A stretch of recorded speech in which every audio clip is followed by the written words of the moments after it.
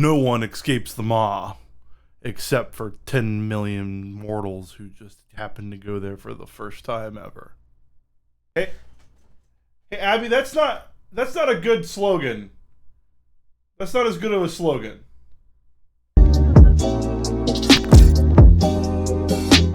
What's up, everybody? My name is Jordan. If you know me through Twitch, you probably know me as I'mJerman, and today we're going to talk about the Maw, that super spooky in-game zone that no one has ever gotten out of unless they've played Shadowlands for 10 minutes. We're going to talk a little bit about what the Maw is and what you can do there, and we're doing this big Shadowlands preview series because there is so much to this game. In last week's video, we talked a little bit about the Maw, but we really didn't dive deep into what you can do there, why you'll need to be there, why you maybe don't care if you go there, depending on the type of player you are. And today we're going to break all of these systems and features of this zone down so that you can have a good idea of what to do and how to hit the ground running on your first trips through the Maw.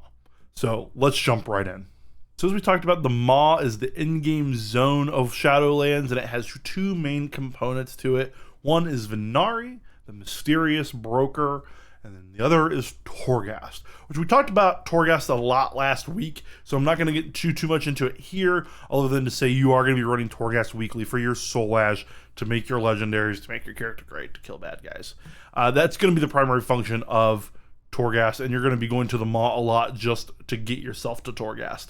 The Torghast is very easy to find. There's a quest line in the Shadowlands that takes you right to it, and a very good breadcrumb thing. So if you're thinking like, oh, how do I find it? The game is very good actually directing you there. For all of the things we like to meme about with Blizzard, they actually are very good at getting players from max level to the in-game content that they want them to take part of. So don't worry about that with Torghast.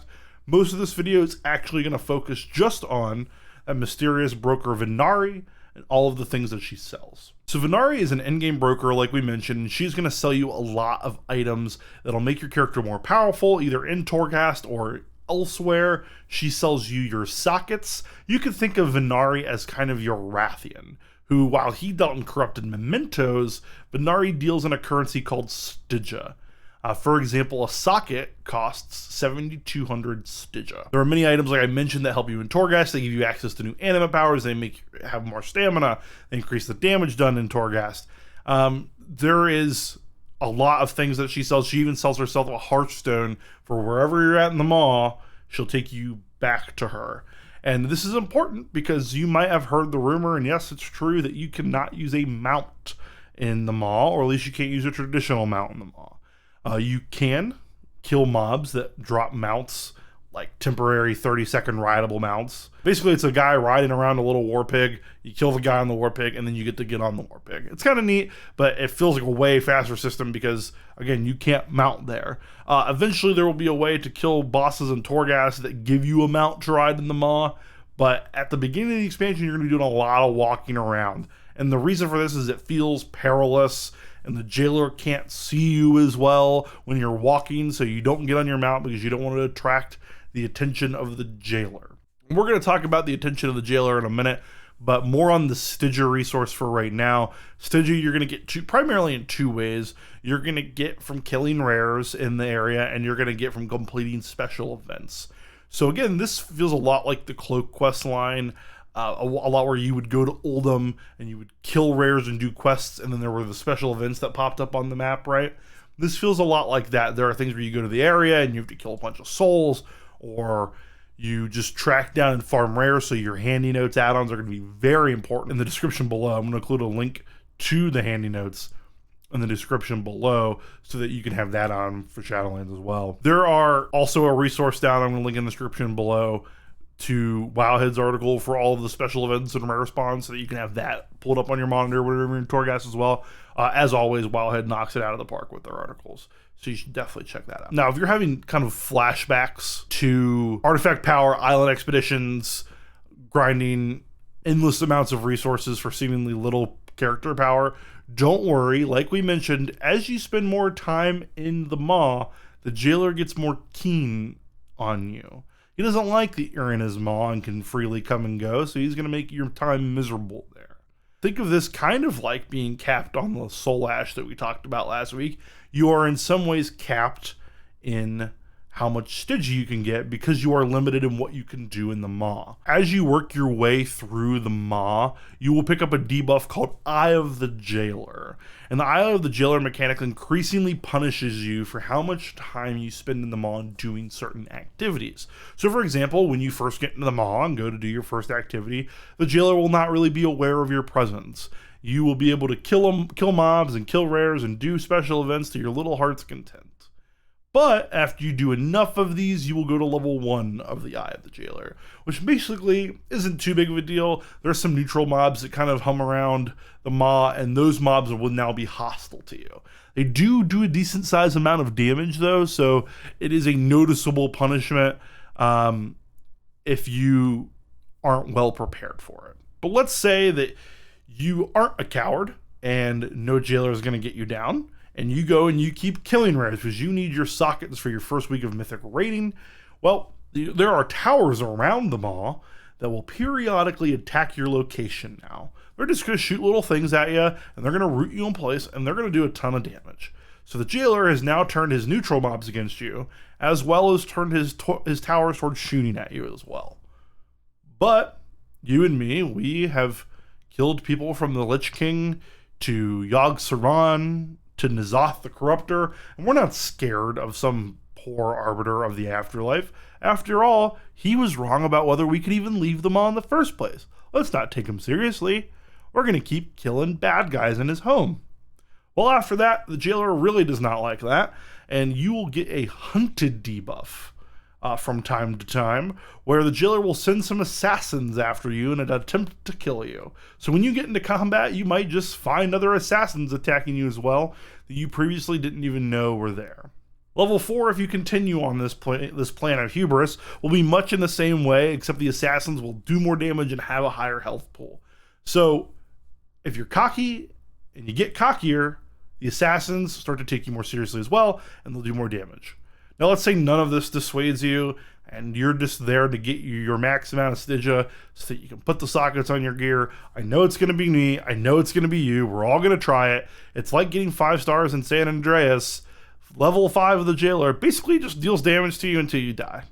You just take increasingly amounts of damage and get slowed until you die.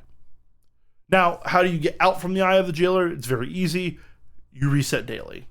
There is no mechanic in the game that lowers your Eye of the Jailer. There are safe harbors in the Maw where you can go where the Jailer can't see you or do any of the bad things to you, but there's nothing that you want to do there, right? You will have to wait until the next daily reset in order to refresh the Jailer's sights on you. I like this system quite a lot, actually. It's a very unique take on dailies and grinding. You're limited daily by what you can do. I actually haven't had an opportunity to test how much you can do or how much Stygia you can get before the Jailer just blows you up. But I like the system where you are in control of how much you can do, and as long as you can manage the increasing difficulty, you can do it. It's what I feel like these types of systems should be.